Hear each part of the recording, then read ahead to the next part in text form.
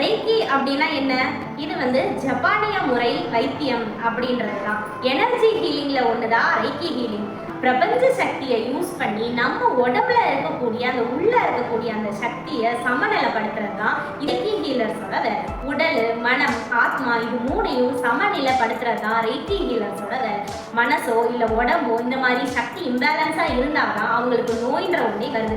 அப்போ அந்த மாதிரி நோயாளிகளுக்கு என்ன பண்றாங்க எனர்ஜி ஹீலர்ஸ் எல்லாம் பார்த்தீங்கன்னா, பிரபஞ்சத்துக்கிட்ட இருந்து வரக்கூடிய சக்தி அவங்க வாங்க நோயாளிகளுக்கு சேனலைஸ் பண்றாங்க. அந்த மாதிரி சேனலைஸ் பண்ணும்போது எப்படிங்க அது வேலை செய்யுது அப்படின்னு கேட்டீங்கன்னா, பிரபஞ்சத்துக்கிட்ட இருந்து நிறைய ஆற்றல் சக்தி இருக்கு. அதை ஒரு மீடியமா அவங்க இருந்து அந்த சக்தியை வாங்கி அவங்களுக்கு கொடுக்கும்போது அத்தனை சக்கரா முக்கியமான அந்த உடம்புல இருக்கக்கூடிய அந்த 7 சக்கராக்களுக்கும் அந்த சக்தி போகும். அந்த சக்தி 7 சக்கரால இருந்து என்ன பண்ணுதுன்னா, நம்ம உடம்புல எங்கெங்கெல்லாம் சக்தி கம்மியா இருக்கோ இல்ல அதிகமா இருக்கோ அது எல்லாத்தையும் பிரிச்சு சமநிலையா உடம்புல இருக்க வைக்கும். இன்னும் ரொம்ப எளிமையா சொல்லணும் அப்படின்னா, நம்ம உடம்புல எனர்ஜி இம்பேலன்ஸா இருந்துச்சுன்னா தான் நமக்கு டிசீஸே வரும்.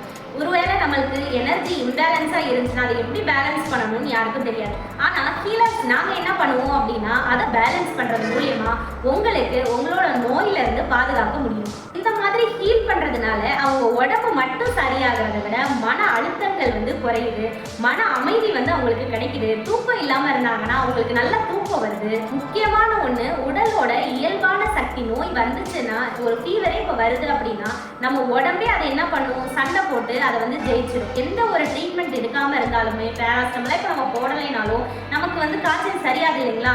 எப்படி சரியாகுது? நம்ம உடம்ப தன்னைத்தானே அதுக்கு ஹீல் பண்ணிக்கிறதுக்கு தெரியும். இந்த மாதிரி ஹீல் பண்ணக்கூடிய சக்தி அதுக்கு கம்மியா இருந்துச்சுன்னா தான் நோய்கள் நாள்பட்டு இருக்கிறது.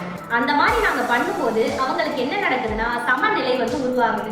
சக்தி சமநிலை, ஆற்றல் சமநிலை அப்படின்னு சொல்லுவோம். இந்த ஆற்றல் சமநிலையா இருந்தாலே நமக்கு எந்த ஒரு பிரச்சனையுமே கிடையாது. மழை வந்துச்சு அப்படின்னா பூமியில எல்லா இடத்துலையும் சமமா அந்த சொட்டு சொட்டா விழுகிற மழை தண்ணி விழுகுது.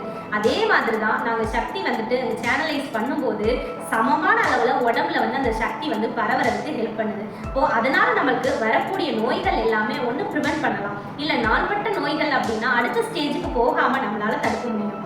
ரெய்கி ஹீலிங்கும் ஒரு டைப் ஆஃப் வர்தானி ஹீலிங் தான். வர்தானி ஹீலிங்லேயும் நம்ம என்ன பண்ணுவோம்னா, பிரபஞ்ச சக்தி தான் வாங்கி நம்ம யூஸ் பண்ணுறோம்.